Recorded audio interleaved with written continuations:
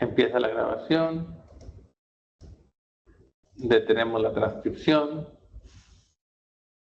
Me voy a regresar así muy rapidito nada más para que estén ahí las imágenes, sus compañeros.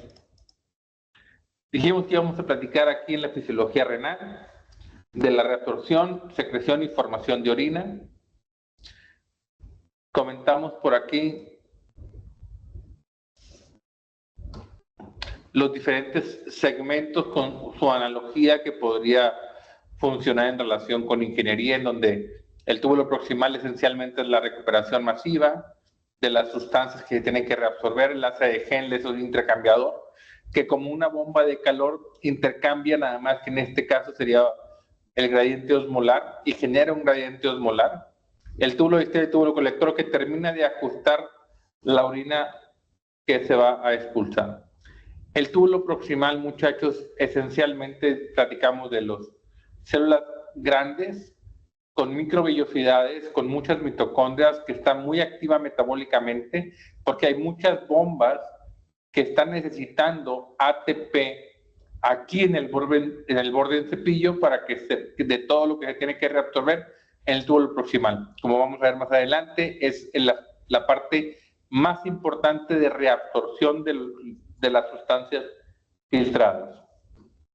Que el paso puede ser transcelular o paracelular. Ya hemos visto la presión, el gradiente de presión hidrostático a través de todo el glomérulo. Y por aquí empezamos con el generador de toda esta energía que esencialmente es la famosa bomba sodio-potasio ATPasa. Esta bomba genera un gradiente de sodio y un gradiente eléctrico. Este gradiente con cargas positivas en la parte vasolateral, o sea, en el intersticio de la célula, hace que las sustancias negativas pasen con más facilidad. Siguiendo al sodio para mantener la osmolaridad entre el intersticio y el túbulo, por aquí va a estar pasando el agua, ¿no? Entonces, una gran cantidad de agua se reabsorbe por este mecanismo. En la reabsorción de agua tenemos dos tipos de reabsorción de agua. Una reabsorción de agua en la primera parte de la nefrona, que es obligada, y una segunda parte de reabsorción de agua que es facilitada. ¿Facilitada por quién? Facilitada por la hormona antidiurética. Y esta se ajusta en función de la concentración de la hormona antidiurética. Entonces tenemos este gradiente de moléculas osmolarmente activas que jalan agua y junto con el agua se van otras moléculas que están disueltas, moléculas pequeñas que van disueltas, pequeños iones o algunas otras moléculas que se tienen que reabsorber.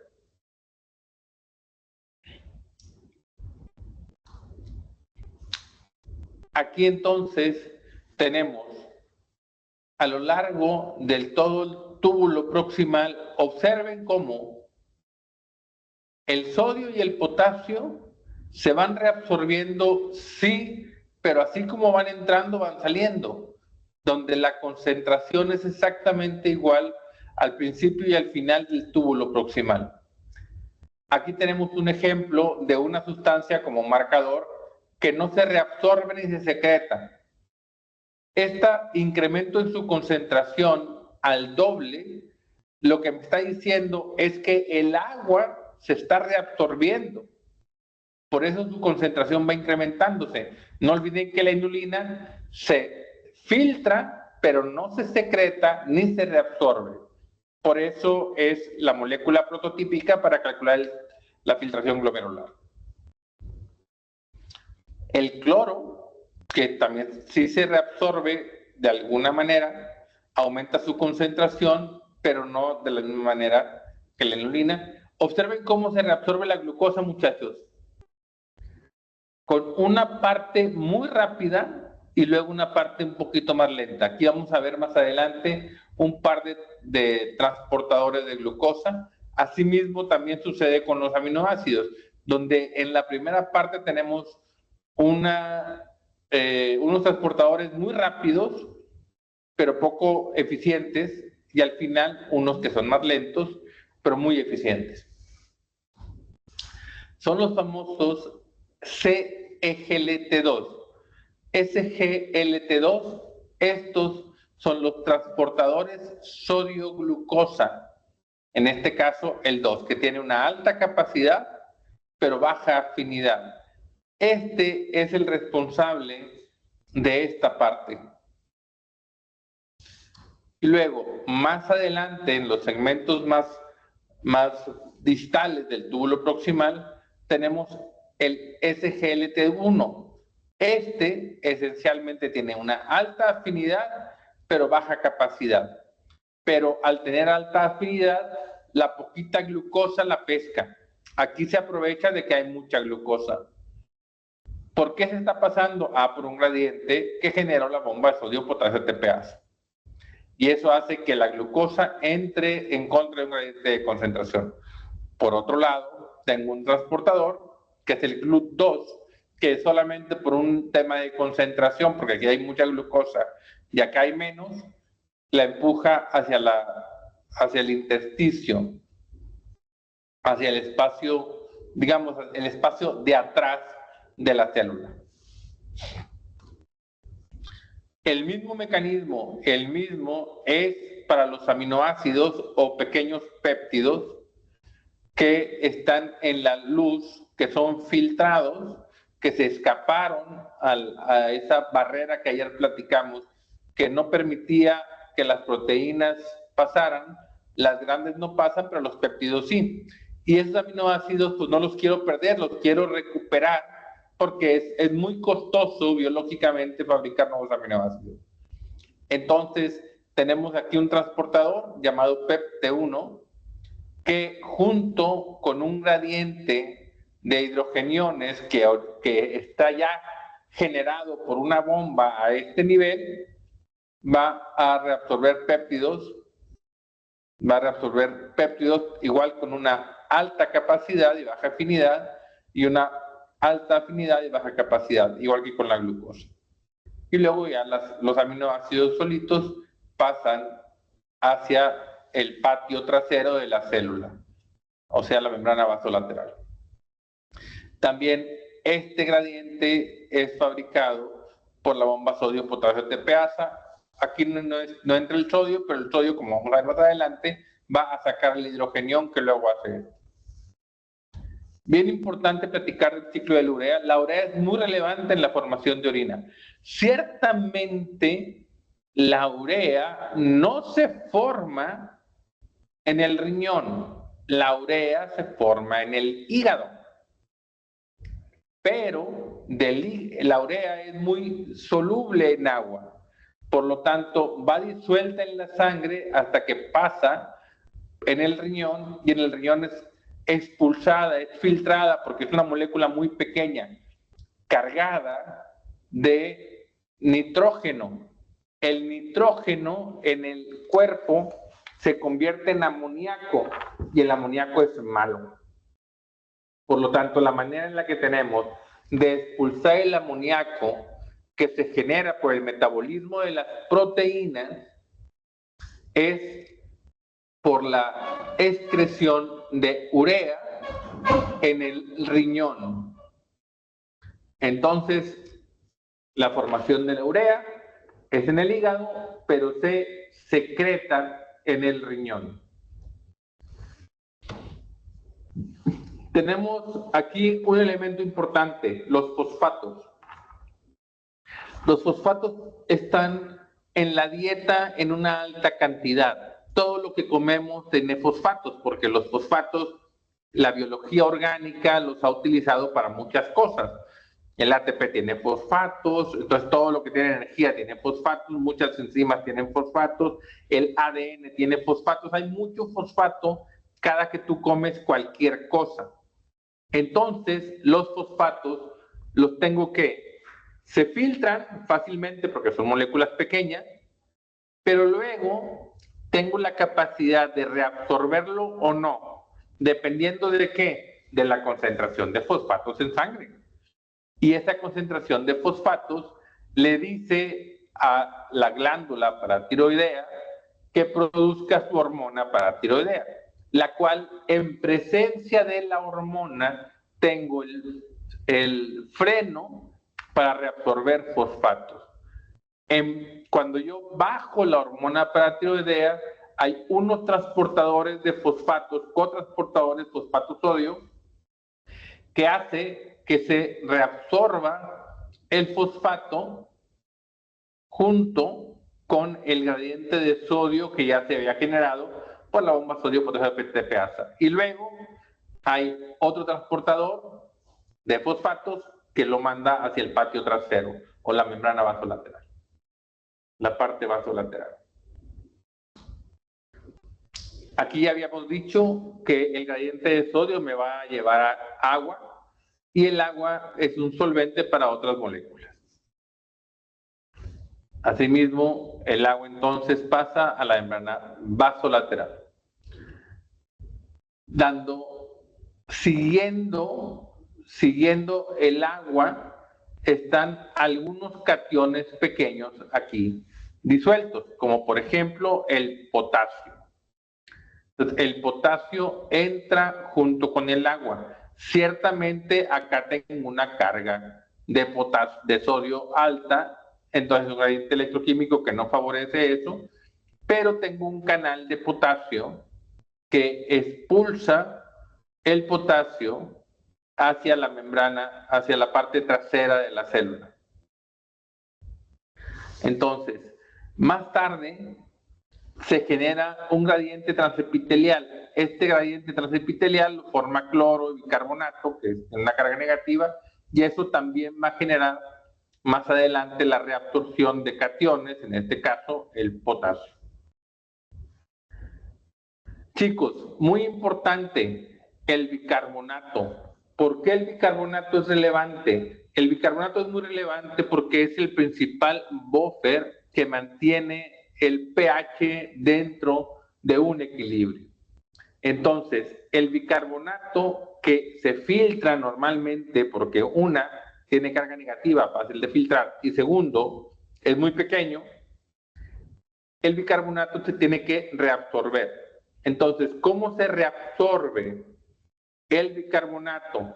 Ah, bueno, el bicarbonato se tiene que juntar con el hidrogenión para hacer ácido carbónico, que junto con una enzima llamada la anidasa carbónica, que está en el borde en cepillo de la célula proximal, se divide en agua y CO2. El CO2 fácilmente difunde hacia adentro de la célula, donde otra anidasa carbónica revierte la conversión y convierte el CO2 más agua en ácido carbónico. Ese ácido carbónico fácilmente se disocia por el pH fisiológico de la célula en hidrogeniones y en bicarbonato, el cual ahora sí va a difundir hacia el patio trasero. Entonces, de esa manera, después de todos estos pasos, el bicarbonato que está en la luz tubular va a pasar hacia el espacio intersticial de la membrana vasolateral de la célula del túbulo proximal. ¿Ok? Así como esto, muy importante también es la expulsión de los ácidos. Los ácidos también necesito tenerlos dentro de un rango muy pequeño por el mismo equilibrio ácido básico tan importante. Entonces, el riñón tiene la necesidad de reabsorber bicarbonato y tiene la oportunidad de expulsar los hidrogeniones extras. Esto es muy relevante. ¿Por qué? Porque una célula, muchachos, no puede vivir con variaciones importantes en el pH. Vamos a ver, cuando veamos fisiología respiratoria, vamos a regresar al tema renal, porque hay un tema que se llama equilibrio ácido-base, y el equilibrio ácido-base lo mantiene el pulmón junto con el riñón trabajando de tal manera que no olviden que el pulmón tiene que expulsar los ácidos volátiles de forma de CO2 y el riñón tiene que expulsar los ácidos no volátiles formando, por ejemplo, productos nitrogenados como el amoníaco o el amonio, que tienen hidrógeno. Además, el riñón tiene que reabsorber el bicarbonato. Entonces, en ese sentido, una alteración del pulmón va a causar acidosis respiratoria y una del riñón va a causar acidosis metabólica. En el pulmón, alcalosis respiratoria y en el riñón, alcalosis metabólica. Tienen que estar en equilibrio. El pH es muy relevante para mantener las funciones biológicas de todas las moléculas a nivel celular. ¿Vamos bien? ¿Vamos bien? Amanda, ¿sigues aquí? ¿Estás despierta? Excelente. Andrea, Carla, muy bien. Diego, ¿estás aquí, Diego? No, Diego ya no está. No, Diego se fue a jugar con su perro. Se fue a la plaza, Diego. Muy bien. Continuamos. Entonces, muchachos, esencialmente el sodio, este gradiente que hizo la bomba sodio ATPasa a nivel intracelular y a nivel de la membrana basal, la membrana vasolateral, perdón, la parte vasolateral, la parte trasera de la célula, es extremadamente relevante porque aquí están todos los transportadores que ya dijimos, glucosa, aminoácidos, ácidos orgánicos y fosfato. Todo esto está ocupando el sodio. Además, tengo esta bomba, que no la habíamos visto aún, que es una bomba que intercambia sodio por hidrogeniones, un intercambiador, sodio-hidrogeniones. Y estos hidrogeniones son los que dijimos que iban a hacer esta función.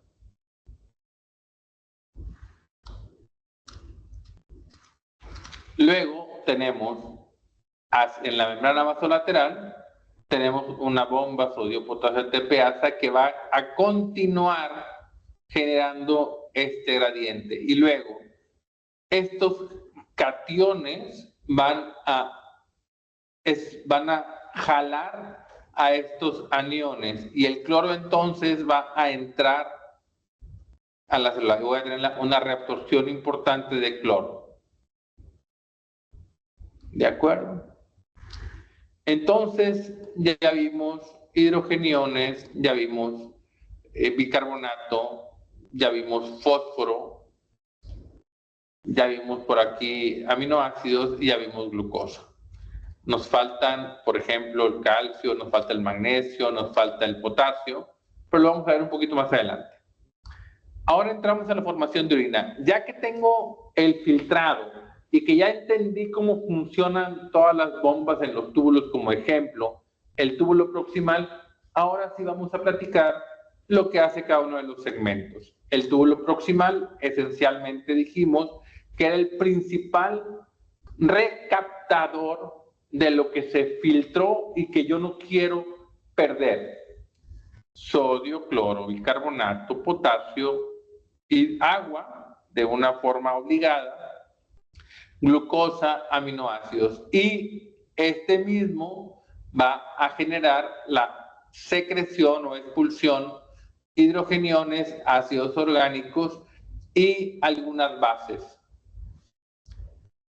El túbulo proximal, esencialmente en su osmolaridad, el agua que sale y el agua que entra va a ser en toda su longitud esencialmente la misma, por eso se llama isosmótico.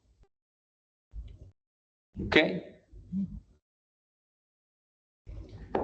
Luego, muchachos, tenemos la rama descendente del asa de Henle, esta rama descendente del asa de Henle, que esencialmente es impermeable a todo, excepto al agua. El agua va a salir. Al salir del agua, ahora sí se va a concentrar. Luego, por otro lado, tengo la porción ascendente gruesa del asa de Henle. Esta otra vez va a empezar con el transporte activo, otra vez células grandes, otra vez con muchas mitocondrias, otra vez con borde en cepillo, que va a reabsorber sodio, cloro, potasio, calcio, bicarbonato, magnesio. Aquí ya entra el calcio, que no estaba en el túbulo proximal, ya entra el magnesio, que no está en el túbulo proximal, y expulsa otra vez más hidrogeniones. La porción ascendente gruesa, la porción descendente delgada. Aquí dijimos que era esencialmente el agua, y aquí otra vez que empieza a reabsorber moléculas importantes. Esta asa, muchachos, esta parte delgada, funciona como el intercambiador. ¿El intercambiador de qué? De sustancias osmóticamente activas, en este caso, urea y agua. Mucho de esto funciona con un mecanismo que vamos a intentar. Les voy a intentar explicar el mecanismo de contracorriente. Entonces, aquí tenemos el túbulo que desciende, la parte descendente delgada, en donde el agua va a estar saliendo en función de la osmolaridad, que dijimos que en la médula renal la osmolaridad tenía un gradiente que empezaba por aquí, que siendo isosmolar, 290, 300, hasta poder concentrarse hasta 1000, 1200 miliosmoles. El agua sale y luego en la otra parte del asa de Henle, aquí es impermeable al agua y permeable al sodio. Aquí estoy sacando el sodio. ¿Cómo estoy sacando el sodio? Obvio, la bomba sodio, potasio, ATPasa. Al yo estar sacando el sodio en contra de un gradiente de concentración y utilizando ATP, eso hace que aquí aumente la cantidad de sodio, por lo tanto, mayor osmolaridad. Y al tener mayor osmolaridad, pues va a sacar más agua. Y así sucesivamente. Este mecanismo es el que está sacando agua. ¿Cuál es el límite de esto? Pues la potencia de esta bomba. Obviamente, a medida que la orina empieza a profundizarse, empieza a tener mayor osmolaridad. Al tener mayor osmolaridad abajo, entonces la orina más rápidamente el agua, más rápidamente va a salir. Y así sucesivamente, generando hasta que llega un equilibrio en la osmolaridad. Entonces, al principio, el riñón no puede concentrar y a medida que va avanzando, empieza a concentrar. Vamos a ver eso un poquito más adelante. Ahorita, en este sentido, la concentración de agua, muy importante, tiene que ver con que a veces, de forma clínica, nosotros necesitamos modificar la concentración o el volumen de agua extracelular. En pocas palabras, quiero que la persona pierda líquidos. La típica expresión de estoy reteniendo líquidos. Entonces, si alguien retiene líquidos, porque hay condiciones de enfermedad que se retienen líquidos, pues vamos a pedirle al riñón, mejor tira el agua en la medida de lo posible. ¿Cómo se hace eso? Pues bloqueando los mecanismos que reabsorben agua.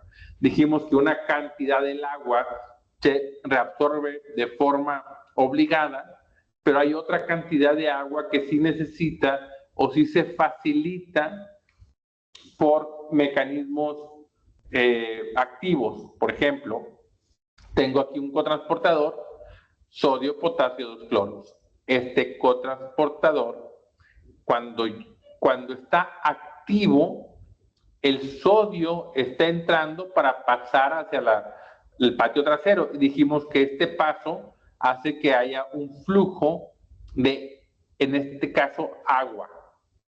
Si yo bloqueo esto, interrumpo el flujo de agua. ¿Ok?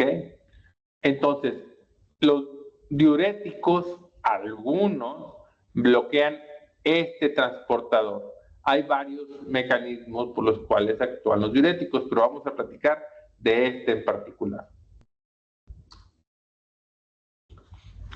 Junto con esto, muchachos, el calcio y el magnesio en la porción ascendente gruesa de la C de Henle pasa en contra, o perdón, a favor de un gradiente electroquímico. Porque aquí ya, en este momento, tenemos más aniones y hace que estas moléculas positivas pasen por vía paracelular. Esto es lo mismo, el bloqueo, nada más que aquí está puesto del otro lado. Esta es la parte de la luz del túbulo y acá está la región vasolateral. Observen cómo este bloqueo esencialmente hace que el líquido pase de este lado. Así como el líquido entonces ya no va a pasar, tampoco va a difundir el potasio, magnesio y calcio. Por lo tanto, el bloqueo de esta molécula hace que yo pierda potasio, magnesio y calcio que no quisiera esencialmente perder. Y este mecanismo finalmente es lavado por una muy importante vascularidad que va alrededor de los túbulos. Aquí están todas las vasas rectas que baja, forma capilares y sube. Entonces, al bajar y subir, intercambia muy importantemente durante toda la longitud de, en este caso, las nefronas, el asa de Henle, la porción delgada, la porción ascendente gruesa, etc. Y luego vuelve a bajar y también hay un montón de vascularidad, los túbulos colectores. Aquí está lo que platicábamos del mecanismo de contracorriente. Así naces, o cuando tu riñón se apaga, lo cual sucede, por ejemplo, cuando tenemos una insuficiencia renal aguda, cuando una persona, su corazón se para, pero no completamente, digamos que se para, pero no se muere. Eso se llama choque. Un paciente en choque, la circulación hacia el riñón se detiene, por lo tanto el ATP no se genera, por lo tanto las bombas no funcionan, por lo tanto el riñón se apaga. Literalmente se apaga en sentido estricto, como apagaras un coche, para que el riñón pues no utilice ATP porque el ATP lo necesitas para sobrevivir. Cuando la persona restituye su función circulatoria, entonces vuelve a suceder, empezar el mecanismo de contracorriente. Aquí tenemos la osmolaridad de la orina, que es 300, y que es la misma osmolaridad del intersticio, que es la misma osmolaridad de la ascendente porque está apagado. Pero eventualmente aquí se empiezan a activar la bomba sodio-potasio ATPasa con el transporte activo de sodio hacia afuera. Entonces ahora tengo aquí 400 en lugar de 300. Por lo tanto, el 300 que yo tenía aquí, pues se convierte en 400. Y vamos a decir que en esta situación hipotética de un momento, en el momento que sigue, viene el flujo que desplaza estos 400. Observen cómo ya se empieza a generar un gradiente descendente. Y vuelve a suceder lo mismo. Le voy a quitar otros, en este caso 50. Aquí le quité 100, de 300 a 200. Ahora le quito 50, de 200 a 150. Y este 400 se convierte en 350, y así viene el gradiente. Pero aquí hacia abajo, muchachos, ya venía yo sobre 400, y este sobre 400, que ahora le quité más, otros 100, se convierte en 500. Y este 500 sigue moviéndose. y así sucesivamente, de tal manera que siempre al empezar este mecanismo voy a empezar a generar un gradiente en la porción ascendente que se va a transmitir al intersticio y por ende se va a transmitir hacia la porción descendente. Este es el mecanismo multiplicador de contracorriente, que mientras más vueltas dé, este 500 se va a convertir en 600, 700, 1000, 1200. Ya en ese momento es tanta la energía que se requiere para generar más gradiente que ya se estabilizó. Y así es como al final se queda. Entonces, muchachos, las características tubulares en resumen, el túbulo proximal va a transportar de forma activa el sodio, agua de forma pasiva, pero importante por su permeabilidad, es la reabsorción de agua que dijimos que era obligada, el cloro por permeabilidad y la urea por permeabilidad. La rama descendente, esencialmente el agua, algo de sodio, algo de cloro. La ascendente fina se hace impermeable al agua, pero sigue pasando sodio y urea. El túbulo distal, en presencia de hormona antidiurética, agua, así como el túbulo colector y el túbulo ya en la médula interna. Y la urea, en presencia de hormona antidiurética, al final el túbulo colector. Aquí el túbulo colector y la rama ascendente gruesa ya se hace impermeable al cloro de sodio, pero tenemos transporte activo de cloruro de sodio utilizando bombas en contra de un gradiente de concentración. Asimismo, en la porción del túbulo colector cortical y medular. Esto es lo que pasa en la base recta, muchachos. Es lo mismo hacia arriba o hacia abajo, lo que ya platicamos, pero esencialmente para el concepto de que estos vasos rectos son muy importantes para este intercambio de moléculas. Y luego, muchachos, tenemos por aquí el concepto de diuresis osmótica. La diuresis osmótica es importante, pero hay ciertas condiciones que me generan una diuresis que es anormal. Por ejemplo, la glucosa. Cuando dijimos que la glucosa se reabsorbía el 100% en el túbulo proximal, hasta un límite, tiene un umbral. Solamente alcanza a reabsorber más o menos 120, 140, máximo 160 miligramos por decilitro de glucosa. Una persona diabética, ustedes deben de saber, o podrían saber, que puede llegar a tener 300 de azúcar.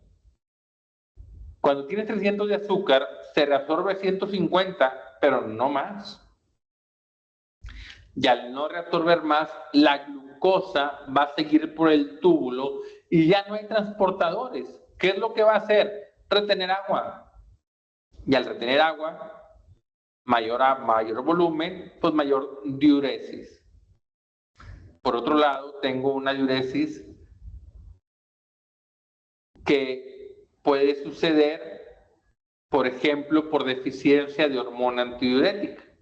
Esa no es una diuresis osmótica, es una diuresis diluida generada por la falta de los transportadores que se tienen que producir en presencia de hormona antidiurética. Hay una central y una periférica, bla, bla, bla. Dijimos la diuresis osmótica por la glucosa, pero te puedo utilizar medicamentos para producir diuresis osmótica, como por ejemplo el mannitol. El mannitol, que es un alcohol, se inyecta, se filtra y no tenemos mecanismos para reabsorberlo. Entonces, al estar filtrado en el túbulo, va a chupar agua o va a retener el agua, no se va a reabsorber el agua, y eso va a hacer que tengamos diuresis. Los segmentos distales, muchachos, esencialmente es el túbulo colector, la parte más cortica y la parte medular del túbulo colector. Ese túbulo colector es muy importante porque en presencia existen, por ejemplo, un cotransportador en la luz de sodio-cloro, que es el que se inhibe con otros tipos de diuréticos, en este caso los diuréticos tiacídicos.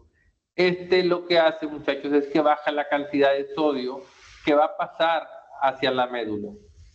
Y esta reducción pues también va a hacer que haya más sodio acá, y al haber más sodio acá, pues menos líquido, menos agua se va a reabsorber a este nivel. La primera parte del túbulo distal se va a reabsorber calcio, magnesio, cloro, sodio. Y en la porción más distal del túbulo, o en la porción inicial del túbulo colector, muy importantemente en presencia de hormona antidiurética, agua. Además, algo de bicarbonato, potasio. El potasio tanto entra como sale, observen cómo entra y sale. ¿Por qué? Porque el potasio se tiene que mantener muy estrechamente controlado. Entonces tengo a la principal hormona que va a controlar la concentración de potasio, que es la aldosterona. Ya vimos 3 hormonas en el riñón funcionando activamente: paratormona con los fosfatos, aldosterona para el potasio y la hormona antidiurética con el agua. Sí. Aquí tenemos, nada más por información, unas células que son las células principales y unas células que son las células intercaladas. Estas células intercaladas tienen diferente función. Esencialmente unas y otras reabsorben los productos, o las bombas que tienen son diferentes. Aquí está cómo funciona la aldosterona, que esencialmente incrementa la cantidad de bombas sodio-potasio ATPasa en la membrana vasolateral y fabrica e incluye canales de potasio. Estos canales de potasio que están involucrados en el flujo de potasio hacia el túbulo. Entonces tenemos canales de sodio para reabsorber sodio y canales de potasio para tirar potasio. Y finalmente la bomba sodio-potasio ATPasa, que hace que todo esto funcione. No olvidemos que la aldosterona es un mineralocorticoide, una hormona lipídica que su receptor es intracelular. Lo vimos cuando vimos endocrinología, pero nada más, para que lo tengan en la mente, por si de repente el concepto lo tenemos que recordar para el examen o para el final. Muy bien. Lo mismo que ya platicamos ahorita. El túbulo distal, que esencialmente es sensible a la vasopresina. Aquí tenemos el receptor de vasopresina, que cuando no hay vasopresina están los canales de agua, que se llaman acuaporina, están internalizados. Pero en presencia de hormona antidiurética suceden los mecanismos de segundo mensajero involucrados en el paso de los canales que estaban aquí metidos en vesículas hacia la membrana apical de la célula. Al entrar a la membrana apical de la célula, va a hacer que el agua entre a la célula y luego entre hacia el espacio intracelular, porque aquí abajo, no olvidemos que aquí tenemos una alta osmolaridad, por lo tanto el agua va a salir pero volada, y esta agua es facilitada por la hormona antidiurética. Por lo tanto, la hormona antidiurética define la reabsorción final de agua y decide con qué concentración va a estar la orina al final. Puede estar diluida o concentrada dependiendo de la hormona antidiurética, y la cual está presente o ausente dependiendo si estás en un bosque lluvioso, lleno de agua, acampando a orillas del río, o estás en el desierto. Si estás en el desierto, vas a producir hormona antidiurética. Si estás en el bosque frondoso, al lado del riachuelo de agua clara y con acceso ilimitado al agua, pues no necesitas tanto esta reabsorción y tu pipí va a estar diluida. ¿De acuerdo? ¿Vamos bien? ¿O nos regresamos? El túbulo colector, que ya dijimos todo lo que en presencia de hormona antidiurética está el agua. Además, que en presencia de hormona antidiurética también se va a reabsorber la urea. Dijimos que era muy importante, porque es lo que va a terminar de generar el gradiente osmótico. Presencia de hormona antidiurética, agua y urea. Y esta urea en la porción medular del riñón incrementa la concentración de solutos a este nivel, incrementando las molaridades en este mecanismo de contracorriente que ya vimos. En presencia de hormona antidiurética, la osmolaridad de la médula interna llega a ser a 1200 y en ausencia de hormona antidiurética solamente se queda en 600. Aquí tenemos la diferencia entre la hormona antidiurética, el efecto en la eliminación de agua y en la osmolaridad.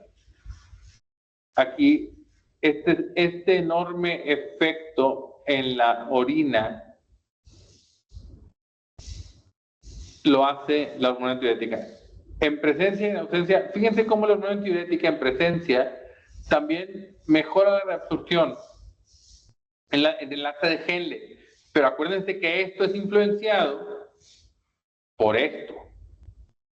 No quiere decir que la hormona antidiurética actúe en el asa de Henle o en el segmento ascendente, en el túbulo distal, en la última parte, o en el túbulo colector. Aquí no funciona la hormona antidiurética, acá funciona la hormona antidiurética. Pero estos efectos que hacen esta diferencia es por el mecanismo de contracorriente. Entonces aquí el metabolismo del agua en diferentes circunstancias, dependiendo si tenemos la antidiuresis máxima o no tenemos hormona antidiurética. Observen cómo la tasa de filtración glomerular va a ser lo mismo, porque aquí no participa en nada, pero la reabsorción de agua filtrada, de ser en un extremo hasta 99.7, cuando estamos en el desierto, a ser 87.1%. O sea, el volumen de orina en 24 horas de producir medio litro a producir 23 litros. Y la concentración máxima que puede llegar a ser 1400 a una concentración mínima que llega a ser de 30, o sea, mucho más diluida que el plasma. Aquí estoy ganando agua y aquí estoy perdiendo agua. Esto es el efecto que puedo tener por la hormona antidiurética, que es lo mismo que esto, pero en una tabla. La forma en la que la hormona antidiurética transporta la urea es por este transportador que se pone en presencia de la hormona antidiurética en la membrana apical. Es el paso de la urea. Y esto es lo mismo, ¿no? El mecanismo de contracorriente. La recirculación de la urea reabsorbida. La permeabilidad de las diferentes partes que ya dijimos de la membrana. Las diferentes hormonas que ya tenemos que tener claras. Aldosterona, hormona antidiurética y hormona paratiroidea. Además de estas, consideren la angiotensina 2 como una hormona importante que regula la reabsorción también de sodio, agua y la secreción de hidrogeniones. Porque dijimos que la angiotensina 2 iba a aumentar el volumen extracelular. Y luego tenemos al péptido natriurético, que como su nombre lo indica, tiene un receptor en el riñón que lo que hace es disminuir la reabsorción de sodio. Al yo disminuir reabsorciones, muchachos, lo que estoy haciendo esencialmente es que el riñón trabaje menos.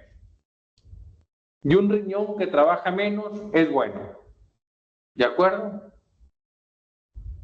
¿Por qué? Porque al trabajar menos ocupa menos ATP. Y mientras más ATP ocupes, hay más estrés celular, más muerte celular, bla, bla, bla, bla. ¿Vamos bien? Y estamos por terminar. Les veo la cara ya cansada a algunos de ustedes. Denme unos 5 minutitos más y terminamos. ¿De acuerdo? 5, 5, 5.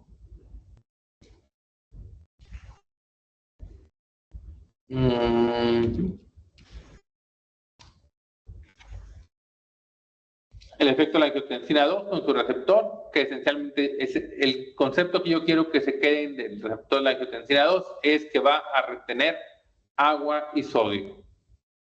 Ya dijimos la vasopresina, ya la he mencionado. Y cómo se concentra la orina en los diferentes, ahora sí, en todo el riñón. Vamos a poner el ejemplo o el marcador, la inulina otra vez. El porcentaje de cambio de la inulina a través de toda la nefrona, pues no cambia nada. ¿Por qué no cambia nada? Porque ya lo dijimos, la inulina no se secreta ni se reabsorbe, solamente se filtra. Entonces, si llegó una concentración de 1, termina una concentración de 1. A diferencia, muchachos, observen que la creatinina es parecida, pero va un 10% arriba.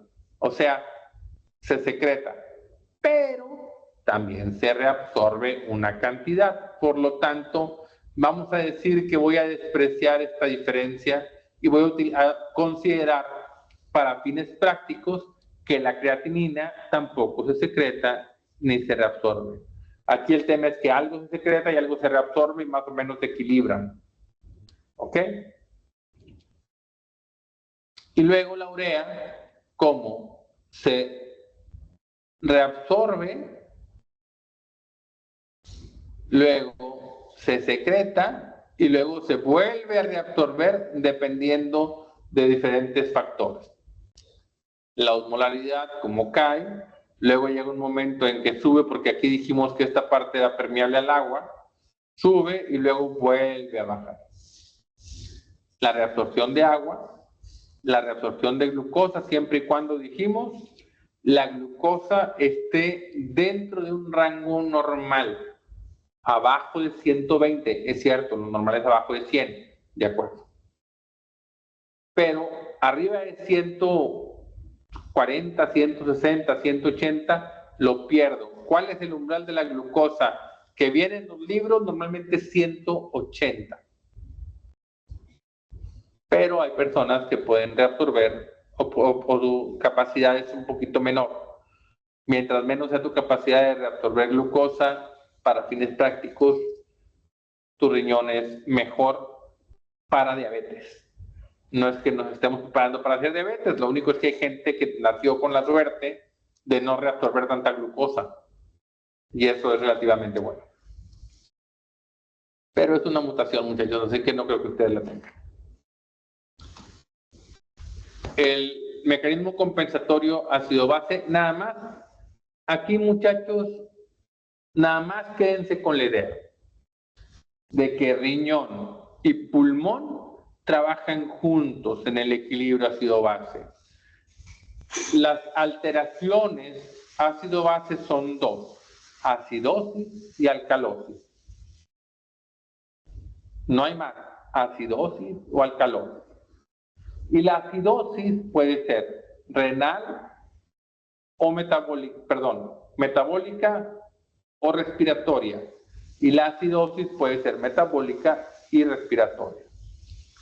Entonces, cuando yo tengo una acidosis metabólica, compensa el pulmón. Y cuando yo tengo una acidosis respiratoria, compensa el riñón. ¿Y el riñón qué va a hacer? Pues aumentar, cuando yo tengo una acidosis, la reabsorción de bicarbonato. La alcalosis metabólica, lo mismo, compensa, en este caso, el pulmón, y al compensar el pulmón lo que va a hacer es tirar CO2. Y la respiratoria, igual, cuando es metabólica, cuando es respiratoria, compensa con retención de bicarbonato. Compendio, muchachos. La regulación hormonal, reabsorbido, secretado y excretado. Así vamos a poner en este ejemplo. Por ejemplo, glucosa, aminoácidos y péptidos no tienen ninguna hormona aquí que participen. Se reabsorbe la glucosa el 98% en el túbulo proximal y en la segunda parte del túbulo proximal un 2%. Los aminoácidos 99% y 1%, de tal manera que en condiciones normales nada se debe de tirar de glucosa ni de aminoácidos. Y luego tengo la hormona aldosterona y angiotensina 2 que participa en la regulación del sodio, reabsorbiendo el 97%, pero incrementándose esta reabsorción por angiotensina 2, tanto en el túbulo proximal como en la porción ascendente gruesa del asa de Henle. Esto encaminado a incrementar el volumen extracelular. Angiotensina 2 y aldosterona. Acuérdense que la angiotensina 2 produce aldosterona, pero el principal mecanismo en la producción de aldosterona es la concentración de potasio. Y luego tenemos los péptidos natriuréticos que inhiben el efecto de la aldosterona. El agua, muchachos, se reabsorbe en el túbulo proximal, pero tenemos dos hormonas en la porción distal, péptido natriurético y la hormona antidiurética, donde estas son las que se termina de regular. Esto es obligado, pero a pesar de que sea obligado, no alcanza a reabsorber todo el agua. El resto se reabsorbe en la porción distal y se regula en la porción distal. Yo tengo, muchachos, el fosfato, que se reabsorbe el 80% en el túbulo proximal, muy importante, y es inhibida esta reabsorción por la hormona paratiroidea. Otro 10%, pero aquí ya no participa la hormona paratiroidea en la porción del túbulo contorneado distal y se secreta el 10%. La urea se reabsorbe el 50% en el túbulo proximal, pero luego se va a secretar el 50% en la porción descendente delgada del asa de Henle para volverse a reabsorber y luego volverse a secretar, de tal manera que se secrete el 20% de la urea dependiendo de la necesidad metabólica. El bicarbonato, que también presenta hormona paratiroidea, se va a reabsorber el 80% en el túbulo proximal. Por aquí tenemos el 10% en la porción ascendente gruesa en el túbulo contorneado distal y el 4% en el túbulo colector. De tal manera que el bicarbonato no se debe de secretar.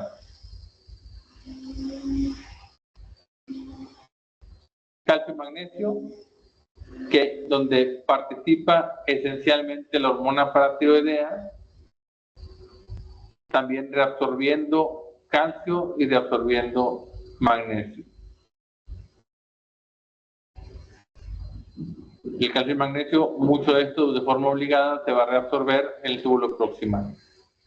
El magnesio en particular tiene aquí la excepción de que en la porción ascendente gruesa es donde más magnesio se va a reabsorber. Y el potasio, dependiendo de si la dieta es alta en potasio o baja en potasio, la presencia de aldosterona o no, que va a modificar la secreción entre un 10% o el 100%, porque la concentración de potasio tiene que regularse en un margen muy estrecho. Entonces, en una persona con insuficiencia renal, por lo pronto, aquí Ya platiqué 3 problemas importantes, significativos, que lo pueden llevar a la muerte a una persona con insuficiencia renal. Son muchos los tóxicos que se van a acumular porque el riñón participa mucho en la eliminación de todos los tóxicos hidrosolubles. Pero lo que va a matar a un paciente con insuficiencia renal va a ser el potasio, que no lo va a eliminar de una forma eficiente, va a ser hipercalemia, los hidrogeniones, que no los va a eliminar de forma eficiente, va a producir acidosis metabólica, y el agua. Oiga, doctor, ¿el agua lo puede matar? Por supuesto que sí, edema pulmonar. ¿De acuerdo? Y creo, si mal no recuerdo, que hasta aquí terminamos.